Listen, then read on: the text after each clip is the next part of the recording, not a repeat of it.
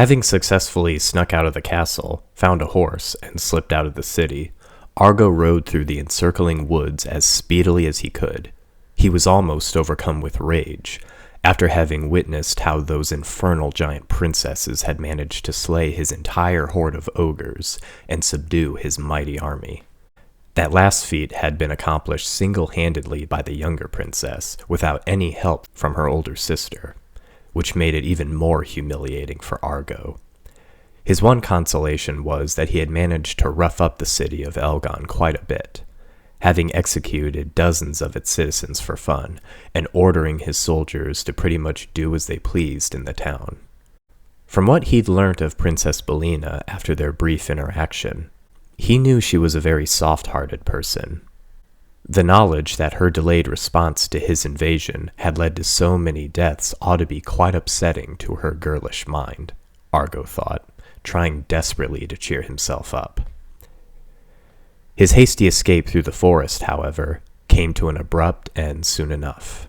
Finding himself in an especially dense part of the woods, he simply urged his horse forward, beating it to make it run faster, and thinking that he'd worry about the direction home later, once he was a safe distance from the city. Because the trees were so thick, and because he was wrapped in his own thoughts, he didn't hear the giantess catching up with him from behind, nor did he see anything of her until she planted a colossal steel boot right in front of him. His horse immediately reared up and threw him from the saddle, and he fell with a thud in the undergrowth. Belena let the frightened horse go and sighed with relief upon realizing who it was she had intercepted.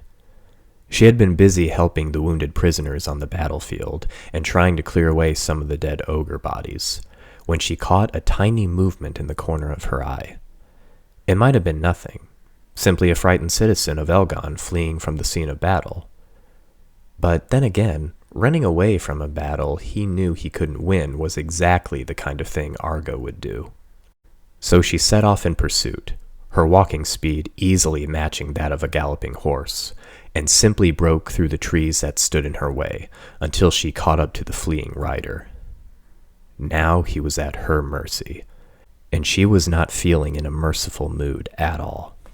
She crouched down and grabbed the tiny human in her fist, then stood up and opened her hand to make sure it was indeed Prince Argo whom she captured.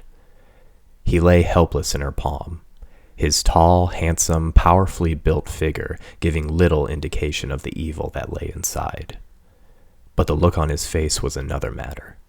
He sprang to his feet and drew his sword, then began waving it wildly back and forth above his head. "You giant bitch! I'll kill you for this!" he screamed. "I'll make you pay for everything you did! You hear me? I'll make you pay!"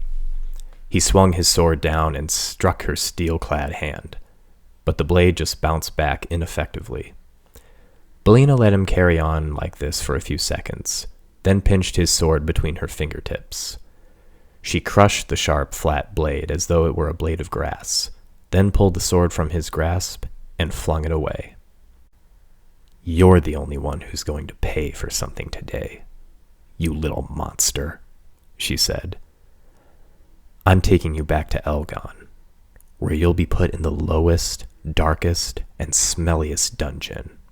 1 year for every person who died due to your wickedness. And don't bother screaming at me or insulting me or begging me for forgiveness. I'm done listening to you." She sat down and slowly and with difficulty removed one of her immense steel boots. She couldn't wait to be rid of this armor and take a bath and eat a hot meal and go to bed with Lorek. But now she knew what being a queen required of her. It would be her responsibility to protect her lands once she ascended to the throne, and she knew that there would be many days like this in the future. She hoped she would find the strength within herself to deal with it when it comes, the same strength she knew her parents had always had. But first, Argo had to be dealt with. She shoved him deep into her boot, where his screams and curses were barely audible, then slipped her foot back in, pushing him forward with her toes, until he was trapped in a tiny space. She knew it had to be unbearably hot, stuffy, and uncomfortable in there. But did he really deserve any better? Belena thought of herself as a gentle, good-hearted person, but even she had her limits. She arrived back at Elgon to find everyone waiting for her. Sylvie was standing there, the defeated forces of Argo's army arranged at her feet, guarded by the soldiers Vandan had brought over. Valden and Lorek were there as well, helping the wounded townsfolk along with many of other volunteers. Others were busy setting fire to the colossal ogre carcasses, a thankless job if there ever was one, but it seemed the best way to dispose of the unpleasant things. Then there were those engaged in digging graves for the deceased, both those killed by Argo's doing and those who had fallen in the battle within the city's walls, both friend and enemy soldier alike. Lorek and Valden, when they saw Belena arrive, ran to greet her, but they were both intercepted by Sylvie, who scooped them up in her hand before hurrying to meet her sister. The two princesses embraced, and Belena gave her brother and her husband each a kiss, before taking Lorek and putting him on her shoulder. She began to cry, the bottled-up emotion and exhaustion of the last night and day finally overcoming her. The giant princess fell to her knees, making the ground sink beneath her, her tears raining down from her face. Lorek rubbed behind her ear while holding onto her hair for balance, embracing her as best as he could while Valden and Sylvie watched as she let it all out. After a few minutes of silence, she stopped, clearing her throat as she wiped off her face. She surveyed the battlefield outside of the castle. The graves, the smoke rising from fires now dying within the walls. The enemy soldiers surrounded by Vandanian soldiers.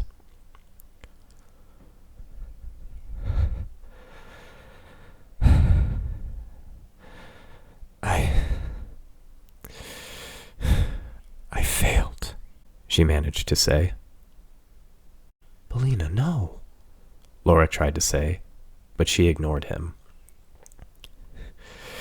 I should have been quicker. I should have known before to make sure Elgon was safe. Belena, shouted Sylvie. The others all looked at her in shock, and Valden rubbed his ears as he was so close to her mouth. Don't blame yourself. There's nothing we could have done. It's all my fault, Sylvie. If it weren't for me, Argo would never have attacked anyways. Because I was childish and short-tempered when he visited Vandan, he retaliated. This was brought on by me. You couldn't have known he was as sick as he was. You had every right to treat him like you did. And you would have every right now to pop him like a grape. I could have been a better ruler, Sylvie. I could have been responsible. I could have respected him despite how he treated me. So many people dead because I failed to be the ruler Mom and Dad wanted me to be. Sweetheart, there's nothing more you could have done, said Lorek. You saved hundreds, if not thousands of lives because of your quick response. Not only that, you and Sylvie came alone and managed to subdue all of those ogres and Argo's entire army without any help from us. You're a hero, Belena. Before she could argue back, the group noticed a dozen or more people from Elgon approaching, and Lorek shouted when he saw one. Father! Indeed, as Belena turned her gaze to the approaching citizens, she could see Orlok in the lead, stopping just short of her knees. He began speaking, but Belena quickly swept her hand behind him, causing him to yelp and cling to her hand as he was raised up to her face. After a moment of trembling, he managed to compose himself as he stood, stumbling a bit as he struggled to find his footing on the steel gauntlet. He coughed a bit, tugging at his collar as he looked into the building-sized face as he spoke. Princess Belena, he said, bowing. I am deeply sorry for how I had treated you before. I was foolish to treat you as a monster before. You saved my life today. Those ogres, they had me in their cage. If it were not for you, I'd be dead." Belena felt tears forming in her eyes again. From her shoulder, Lorek ran down the length of her arm, stumbling as he crossed her wrist into her palm. But he got up at once and ran up to Orlok and embraced him.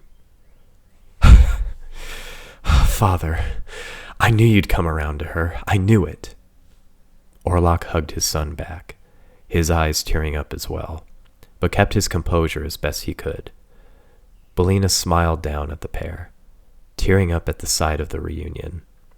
Once Orlok and Lorek were done, he addressed Belena once more, clearing his throat. "I was horrible when I first met you, and when Lorek professed his love towards you. I still do not see how we can make a relationship like this work, but I will approve. You seem very good for him, Your Majesty." "You can call me Belena, sir. We're family, right?" Orlok chuckled, though somewhat nervously. "Yes, well, you are, of course, Belena." He smiled at her awkwardly. Belena also smiled through her tears, then looked to Sylvie and Valden, who had kept silent for the exchange. "Belena, dearest, could I go talk to my father, privately?" Lorek asked. "Of course, dear. I have some people to attend to anyways." She gave Lorek a kiss, noting how uncomfortable Lorek felt with her giant face mere inches away from him, and then she let him go, placing her hand on the ground so they could exit. "What did I tell you?" said Sylvie, putting her hand on her hip. "People see you as a hero, because you are, Belena. Argo was a monster before he met you. Now, he just knows never to come back again." "Oh, that reminds me." Belena shifted to a sitting position, bringing her feet forward and removing her boot once more, dumping Argo out, the defeated prince rolling onto the ground before Sylvie. He deserved it. He deserves worse," Sylvie said, nudging him with the tip of her boot. The prince squirmed, curling into a fetal position. "Sylvie, let me handle him," Valden said. "Maybe he does deserve death, but not like this. He'll be locked up for the rest of his life." Sylvie sighed, then moved her foot back. "Fine. Just make sure he's as miserable as possible, Valden." The tiny prince nodded, Sylvie placing him down, and Ansur approached with a few guards to provide more protection. Valden grabbed Argo by the arm and dragged him to his feet, letting the guards drag him as Valden made his way into the city. He waved to his sisters as they began addressing the people of Elgon. Argo didn't speak a word as they dragged him through the deserted streets, save for some who had returned to see what was left after seeing the danger had passed. They reached the castle, making a descent into the northwest tower, going as deep as the castle would allow them, to the lowest and darkest dungeon that had been built for prisoners who were never meant to be released. The soldiers threw him into the cell, throwing the door shut. Shutting the door, and the prince stood to his full height after a moment, laughing quietly. He turned around, coming closer to the bars and peering down at Valden. He was tall, and inside, Valden felt some fear from him. It was nothing compared to being near his sisters, though, so he stood there, glaring back at him.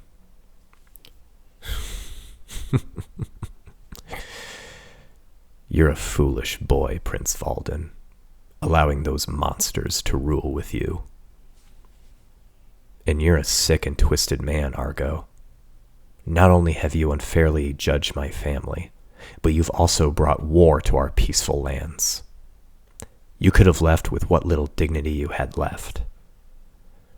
But you had to come back for revenge, and it failed horribly.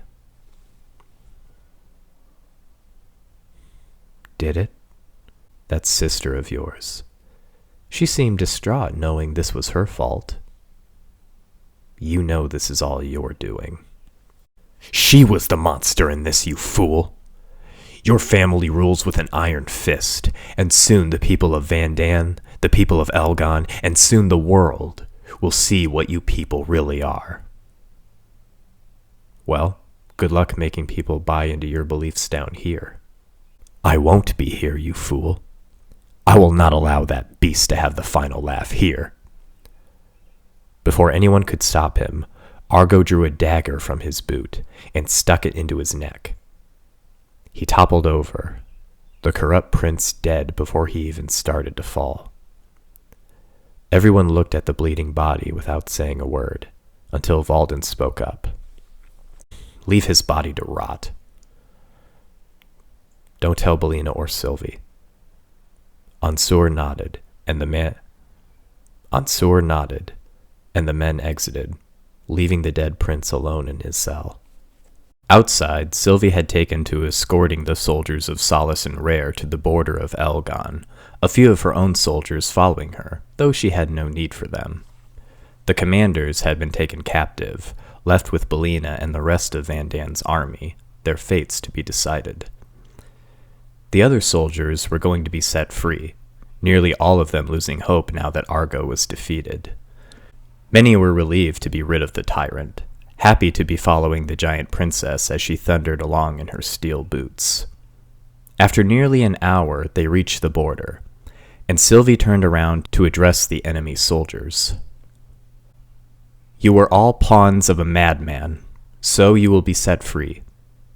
Go back with good news, that Vandan will not blame Solace or Rare for what was done. Only Argo was the true enemy. We will be at peace from here on out. She eyed the soldiers, trying to see if anyone would argue with her. No one moved, save for a few who nodded. Content with herself, Sylvie smiled and stepped aside, the soldiers walking off. Well done, my lady, said a commanding officer. Sounds like something the queen herself would say. I know, she replied, grinning. Belena taught me all of it. Now let's go back. We have a city to rebuild. During that time, Belena and Lorek had attended to the wounded and listened to some of the praise the people had. Hundreds came to thank Belena personally for her heroic actions, each one wishing to be picked up to speak directly to her. By the time she was done, she could see Sylvie and a few of the soldiers returning. Lorek attempted to climb her so he could get back on her shoulder, but after nearly falling when he was at her waist, Belena cupped him in her hand and placed him upon his perch. You did great, he said to her. Thanks. You did too. I hardly did anything. I was just here for emotional support. Belena giggled and turned her face to kiss him. Lorek did his best to kiss her back, but he not only almost fell, he was practically drowned in her lips. Belena smiled, seeing him cleaning his face off, though it didn't help that his shirt was also wet. I can't wait till we're home, she said to him.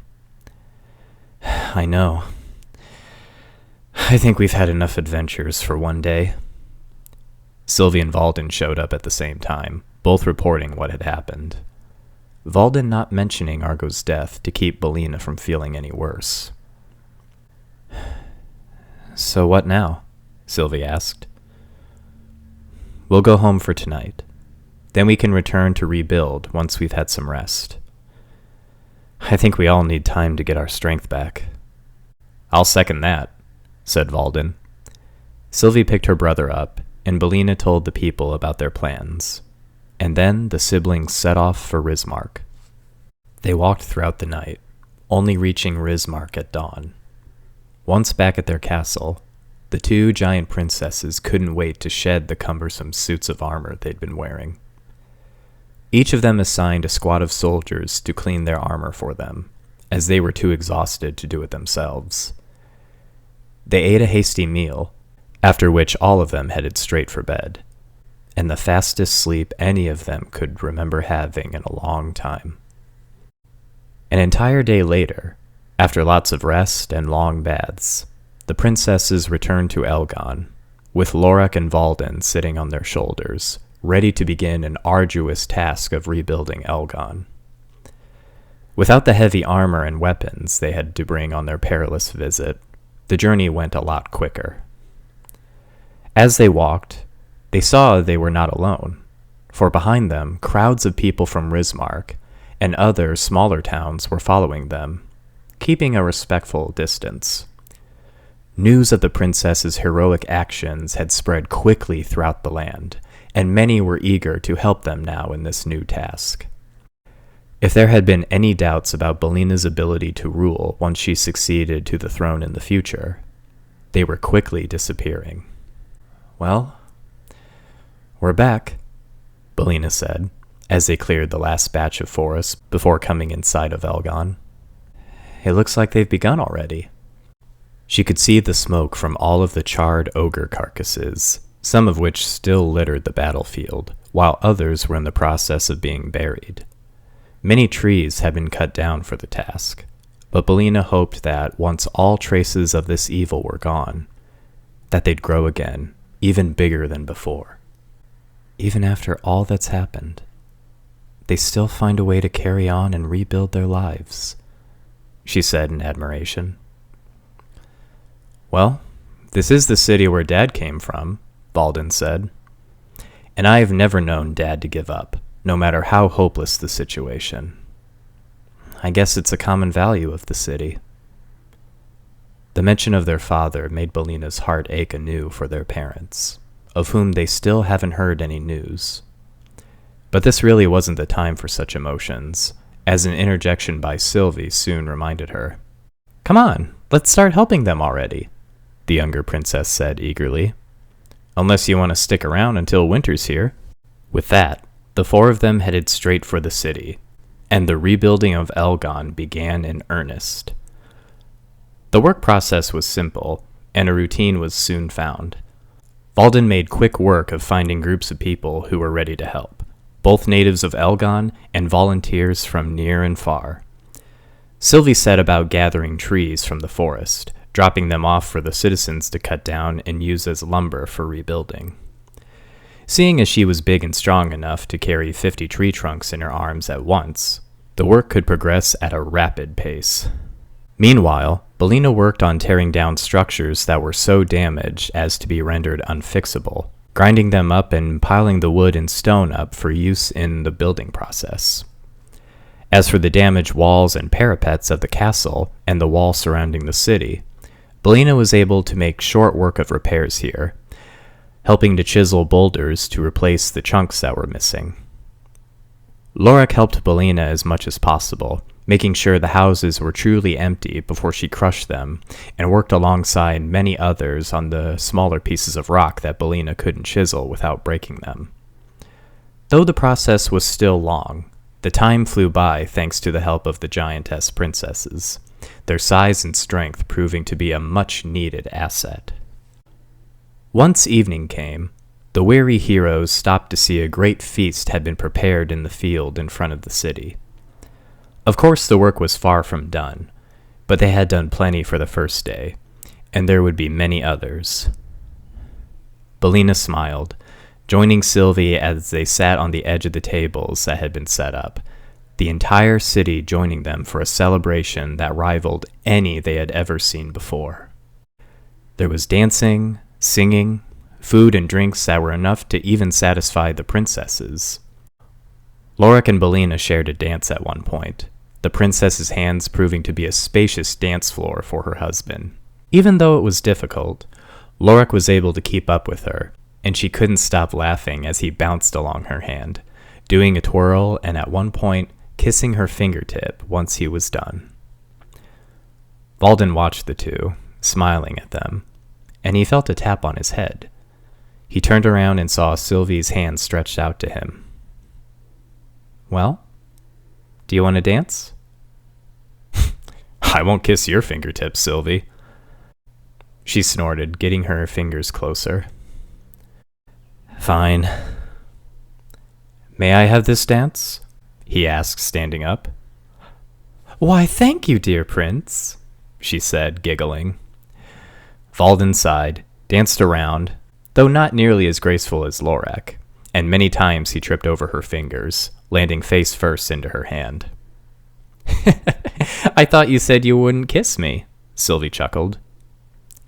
"I'm not kissing you. Your big fingers are getting in the way." Frustrated, Valden eventually gave up and fell into her palm, letting out a long breath. Lorek must have a lot of energy. Yeah, that's it. A lot of energy. When night fell, the group lay back, Lorek resting on Belena's stomach, while Valden rested on Sylvie's knee, which she had stuck up, her feet pulled in.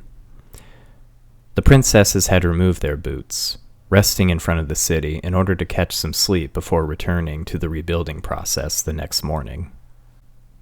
"Belena, do you think Mom and Dad are okay?" asked Sylvie. "I'm sure they are," said Belena. "Besides, Mom can take care of herself and Dad without a problem. They'll be back in no time." Sylvie smiled, looking up at the stars, imagining her parents seeing the same sky miles and miles away. The end.